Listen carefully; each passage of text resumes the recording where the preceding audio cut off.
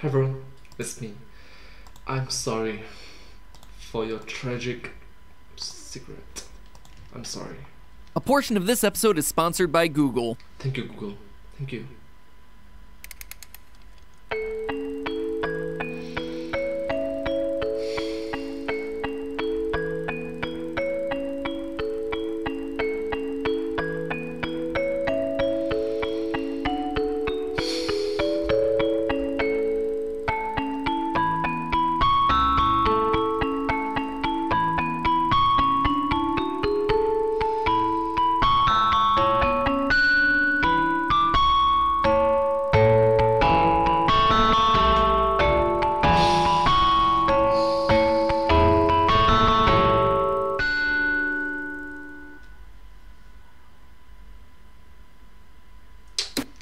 Hello, Internet! Welcome to Film Theory!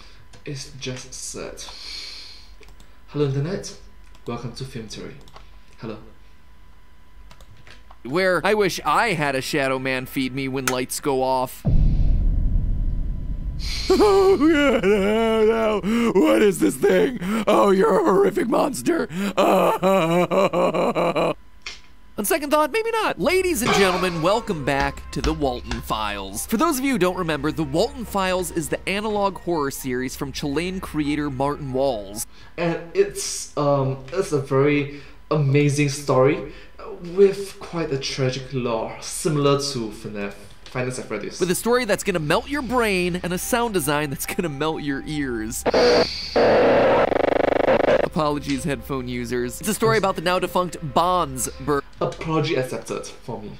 From me. Burgers, an animatronic-themed restaurant chain founded by business partners Jack Walten and Felix Kranken. Through the first two installments of the series, we learned that these two men had a falling out, and that Bonds had been forced to close shortly after its opening due to some mysterious event called the Incident of 1974. Honestly, though, it feels more accurate to call this the Incidents of 1974, considering that this is the year of Jack's disappearance, his wife Rosemary's untimely death and stuffing into Shaw the sheep, and another woman named Susan Woodings winding up inside Banny the bunny. I mean, it was a busy year for the franchise. After the closure due to the Incidents of 1974, the animatronics were relocated out into the woods, where they proceeded to take the lives of a few more victims as they lay in wait for the return of the mysterious character named Sophie, a former caretaker of the Bonds Burgers facility that we briefly saw in the very first episode of the series. A person that the animatronics are particularly keen on getting their hands on, as evidenced by them killing Brian Stells because he, quote, looked like her. And as of last episode, that's where we left things off. Almost. There was one final video I hinted at towards the end of that last episode. By piecing together flashes of a URL left at the beginning and end of the Relocate project upload, we're brought to an unlisted video titled Lucky You, where we see... Wait, what is this? What is this? It's a clearly laid out timeline of events? I'm crying because I'm so happy.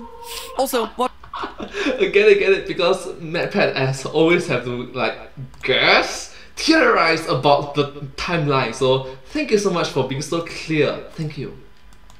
Watch the endoskeleton boogie down. If there was any lingering confusion about the order of this story, Lucky You is basically the teacher's answer key, and it confirms everything that we talked about last upload. However, there's still one major reveal here: the return of Sophie. You must be so confused about what you saw. Don't be scared, my little bunny, for I'm going to tell you a story of broken people, beautiful people, safety and pills. Sophie. This now pretty much marks Sophie as our main character. Remember, the first thing that we hear in episode 1 of the series is backwards text that gives us this message. You finally start to remember that old day. They will look out for you soon. This whole story from its opening moments has been an attempt to wake up long dormant memories inside Sophie's mind. And now we have a fuller picture of what's going on. Sophie was once a caretaker of Bonds Burgers. She survives a tragic accident or a Bon attack, something that would cause her memories to be locked away behind behind a gate of trauma and medication. So the question now is, what exactly are those memories that need to be unlocked? For that, we finally turn to episode 3, Bunny Farm, the last canonical installment in the series and the one where we watch as Sophie's memories come flooding back. The premise for this hour-long upload is that Sophie, now age 22, is playing through the old Bunny Smiles Incorporated arcade game Bunny Farm. Along the way, she's presented with her family's tragic backstory, forced to face literal corpses, to which she responds, but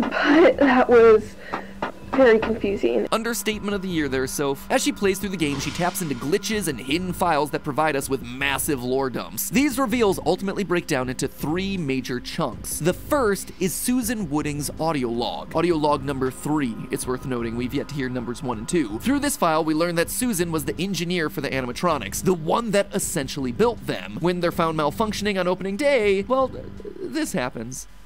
Okay! This tells us a few things. First, that they begin to malfunction after Jack's disappearance, but before anyone actually gets stuffed. Oh, wait a minute first. Just wait a minute first. I'm gonna take a breather. That was very horrifying. Oh my gosh, what is that, man? Breathe in. Breathe out. Breathe in. Breathe out. Once more. Breathe in. Breathe out. I'm good. Are you good? 2, it confirms what we suspected, that she is in fact the one inside of the Banny suit, and that she doesn't appear to have any family connection to the Waltens themselves. Interestingly, based on this teeny tiny text right here that's really tough to read, we see that she's still alive inside of the suit somehow, and that her stomach feels weird, which probably connects back to the Shadow Man feeding her when lights go off that we saw happen in the Relocate project. And finally, Susan's tape here brings up an interesting loose thread. Susan says this: Chris left some hours ago, and Felix didn't even show up. She mentions someone named Chris. Now, earlier in Bunny Farm, we see that Chris is the name for one of the saved game files on the arcade cabinet, but the name actually comes up even earlier than that. The first time we actually hear about Chris is way back in the first upload of the series, where Chris is the one that ultimately sends Brian Stells to the animatronic storage facility and ultimately to his death. It's hard to hear exactly, but Chris's name is definitely mentioned here. Anyway, so Chris told me this place hasn't been working since about 78. So, could Chris be the identity of our Shadow Man? The one person who has a connection to the franchise since its earliest days and has survived to tell the tale, feeding the animatronics at night? It remains to be seen, but Chris is definitely suspect number 1. The second major chunk of this upload gives us the identity of yet another animatronic, this time Boozoo the Ringmaster. Bunny Farm is very explicit in showing us that a man named Charles has been stuffed inside of the suit, and that he's been missing since 714, missing real 714. 5 days before the restaurant's shut down. Some scary breathing and jump scares later, we get this line. A line that's only visible via the closed captions. I don't remember my face. Chris and now Charles are 2 major loose threads that we have coming out of this upload. We know that they're important to the story, but we don't quite know their role in any of this. Last is the most tragic chunk of the 3, which, you know, is saying a lot considering that we just went through 2 horrific murders. Through a series of redacted diary entries, we learn how Felix's marriage to his wife Linda falls apart, and how Felix has increasingly turned towards alcohol for some reason. His problems actually date back to 1964, 10 years before any of the Bonds Burgers drama started to kick up. In fact, they don't start pitching the restaurant idea until a year later in 1965 to a company called Cyberfun Tech. So it seems like trouble was brewing in Felix's life much earlier than most Walten file theorists suspect. But it all wouldn't fall apart until a fateful phone call when Jack asks Felix to take his 2 kids, Ed and Molly, to their school dance. I need to stay at the workshop to finish the paperwork, and we'll see some taking Sophie to the dentist. We were wondering if you could pick him up for the event and take him home later. Sure, I can do that. Really? Yeah, sure. Oh, thanks a lot, man. You're a lifesaver, Felix. Jack would soon find out that Felix would not, in fact, be a lifesaver. But before we get to how, you know what is a lifesaver? Our sponsor for this portion of today's episode, Google. Specifically, their password manager, because... Well, thank you so much, MatPat, for having the interval. Like, to be honest, it was getting super dark, and I'm just glad to take a breather. So let's watch these intervals. I'm thankful, Google. Thank you so much. Sometimes the scariest thing after you isn't a possessed bunny animatronic looking to stuff you into a robot suit. Sometimes it's just people looking to get access to your information online. Did you know that October is Cybersecurity Awareness Month? Yeah, I didn't either, but apparently it is. And I call that out just because online security is one of those things that we all don't tend to prioritize. Sure, we lock our cars, we lock our houses, maybe get security devices and hide our keys to protect our physical stuff, but what are we really doing to protect our digital stuff? You know, the really important things like access to our bank accounts, billing information, the keys to our online identities. Well, the first two steps in that process are 1, having strong passwords for your accounts, and 2, not reusing those passwords. Statistically, an average person has over 27 separate accounts to keep track of. That is a lot of information. And if you reuse passwords and one of those sites has a data leak, then all your information is vulnerable as one website dominoes into the next. But if you use a different password for each one, boom, the vulnerability stops right there. And look, I get it. It's just easier if you have 1 or 2 passwords that you rotate between. 75% of people get frustrated trying to remember their passwords, and so 66% of people tend to reuse them. But that's an issue. The loyalist of theorists out there will remember a few years ago when we partnered with real-life penetration testers to get a sense of what being a hacker is like in real life.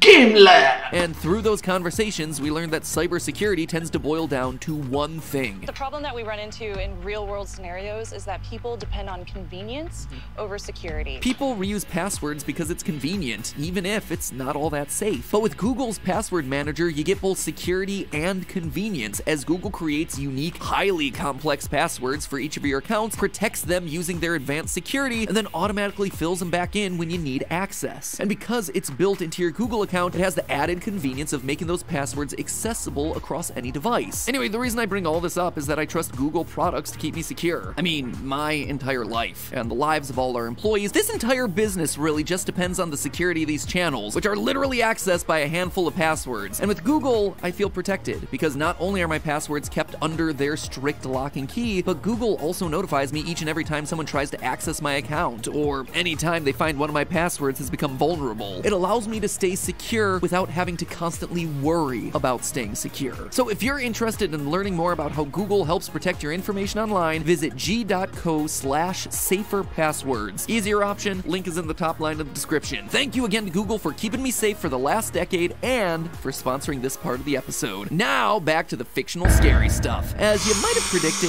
Alright, so, from the real life scary stuff to the fictional scary stuff.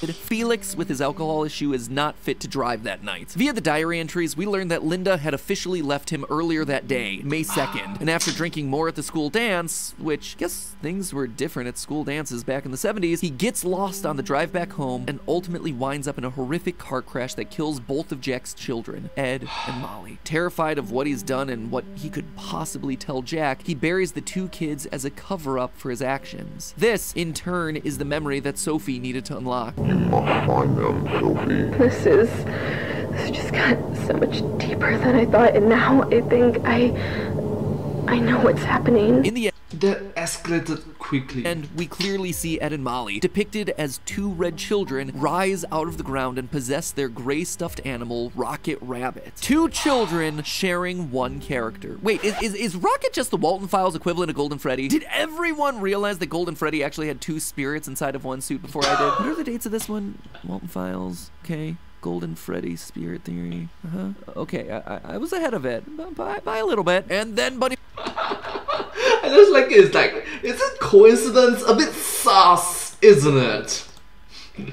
Farm ends on that uplifting note. From here, we get one final check-in with our happy little animatronic family, a final sequence of jump scares, and that's it. A somber ending to an intense 3-video ride of horror and tragedy. And honestly, it's a pretty tightly written episode. In this one extended upload, we get a lot of the answers that we were looking for last time. Who is Sophie? Why is she important? What she's supposed to remember? Check, check, and check. We know all those things now. But for everything that it explicitly answers, Bunny Farm still leaves one of our biggest questions open-ended. The biggest being, where's Jack? Jack. His frantic phone calls to Felix the night of the crash asking about his children are, to date, the last time we actually see or hear from him. Sometime in the next month after those calls, he disappears, the robots start acting funny, the restaurant opens, Rosemary gets stuffed into Shaw, and things quickly close. But whether that's Jack getting stuffed into Bond, Jack stuffing himself into Bond, William Afton style, or him just literally disappearing out of grief and despair in a quest to find some way to bring his kids back, it's unclear. After all, someone caused the animatronics to go haywire before opening day of the restaurant. Could it have been Jack and his grief? Maybe. The evidence we have right now points to Jack being dead, or stuffed into the Bond suit like you might expect. In video 1, we get a brief glimpse of Jack's missing poster, which comes accompanied with a message of, "Let me out of here." And considering that Susan in Bunny Farm says that she's alive inside the Banny suit, stuffed people in this universe appear to be conscious inside of their animatronic prisons. For more proof of Jack's fate, though, look no further than the actual farm in Bunny Farm. You'll notice that even though the game in question is called Bunny Farm, the farm actually belongs to a character named Pete the Hippo. I guess Hippo Farm doesn't have the same ring to it. Anyway, during Sophie's playthrough, there's a lingered-on shot of a plaque describing the whole area as being founded by a hippo named Bobby, with 2 children, Johnny and Pete. Bobby, who's now deceased, year unknown, had promised to build the greatest barn ever. Later, this plaque changes to instead reference the deaths of Ed and Molly Walten, which by proxy would mean that Bobby, our dead hippo, is then the stand-in for Jack Walten, our dead or stuffed protagonist. Connected to that, who or what is Bon the animatronic bunny? It's easy to assume that Bon and Jack are one and the same. If the bunny-shaped animatronic rabbit foot fits, wear it, you know? But I'm just not convinced. On one hand, the Springtrap connection of a mourning father losing his mind and trying to put the pieces of a broken family back together is hard to deny. On the other, though, I just don't see Jack, a loving father, actively luring his loving wife Rosemary to her death in the guise of Bon. Plus, we get a few additional visual clues as to what might really be going on here. Throughout Bunny Farm, we get the merging and separating of Ed and Molly as these 2 red child spirits. We of course see them preparing for their school dance on the front steps of their house, and we see both of their faces multiple times around Rocket Rabbit, making it crystal clear that they're inside of that beloved toy. But in a weird couple of creative decisions, we also see them split out of Bon multiple times. During the night of the dance, we see the Bon player character wander around the school before passing behind a wall, and suddenly on the other side, we see Ed and Molly appear to hunt for their uncle. And during the final jump scares of the Bunny Farm video, we see Bon glitching with overlays of 2 child spirits, 1 boy and 1 girl. So is Bon responding to the presence of these 2 lost children? Are they inside of him? His murderous intentions born out of their collective rage? Again, just like we see with Golden Freddy over in FNAF Land, was Rocket just a glorified vessel to carry him from one body to the next? It's really unclear right now. Lastly, though, I want to talk about the identity of Charles. Is he a Walten? A Crankin? At this point, we have a clear idea of pretty much everyone else in the story. Jack, Rosemary, Sophie, Ed, and Molly are all one family. Felix was a friend and partner who ultimately separates from his wife Linda. Susan Woodings was an animatronic designer who just seems to be an employee kind of hanging out. But everything about Charles outside of his name is still a big question mark, despite him being one of the main focuses of Bunny Farm. That said, I think I have an idea about his role in all this. And the solution doesn't come in the form of secret unlisted videos or backwards text. It comes instead in the form of Martin Wals's other non-canon animated specials. Mixed into the release of the Walten Files is a pair of animated holiday specials. The Christmas special called Boozoo's Ghosts and the Halloween special entitled The Mysterious House. Both feature alternate versions of our beloved mascot characters. Both also start off as seemingly normal old-time holiday specials before becoming the corrupted nightmare fuel that you'd associate with this series. To quickly summarize, Mysterious House is about a pair of trick-or-treaters who fall victim to a group of serial killers disguised as versions of Bon, Shaw, Billy, and a bizarre new character called TVA.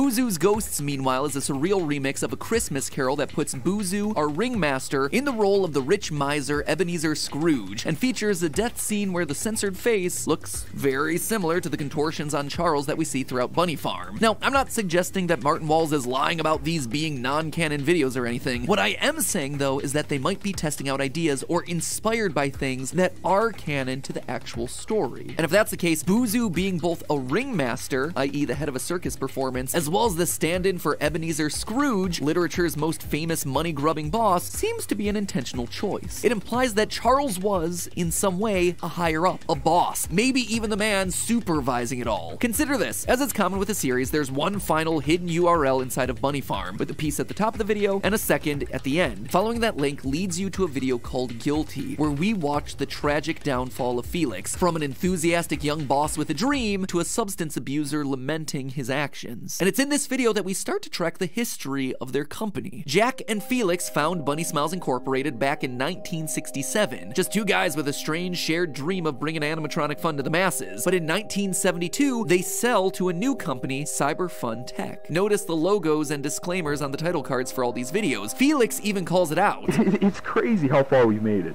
Just everything, really. The Cyberfun Tech deal, the Bonds Burgers project, it's incredible. And this is a part of the franchise's lore that's really yet to be explored. The need for Jack and Felix to actively involve a third partner, possibly in the form of whoever actually ran Cyberfun Technologies, a third partner who has monetary leverage to demand favors from one or both men to keep the business going in the direction that he wanted. This, I suspect, is Charles, the mystery face that lives inside of Buzu. Hence that character being depicted as both ringmaster among the robots and as Scrooge in his animated special. It's my belief that we're gonna learn that Charles is ultimately responsible for Felix's mental collapse. Anyway, with a new teaser out for installment 4, we may learn these answers sooner than later. But at the end of the day, what I love about this series is that it's a story about human characters in a world full of animatronics, not a story about animatronic characters in a world full of humans. What makes the Walten Files such an intensely disturbing story is that it's a family tragedy. Sure, there's certainly terrifying imagery and sound design, but it's just set dressing for real people going through intensely horrific situations. Life, a lot of times, is scary enough, and that's all you need. The killer bunny robot? That's just the cherry on top. But hey, that's just a theory. A film theory. And cut. Oh, thank you so much for watching this video. I hope you find this video very... It's sad. It's a sad story. But still, it's quite unique and special in a way. If you do like this video, please remember to like, share, subscribe to my channel, and comment down below if you haven't shown up. It's dark. It's just dark. The outro is just dark. Anyways, if you do like this video, please remember to like, share, and subscribe to my channel, and comment down below if you have anything to share with us down below. Don't forget to follow my channel and see the picture of the support and encouragement for work. Thank you so much, you're the best, and I hope to see you in the next video. But hey, that's just a theory. A film theory. And cut.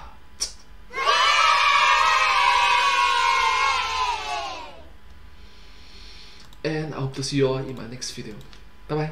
Thank you so much. Please do remember to subscribe.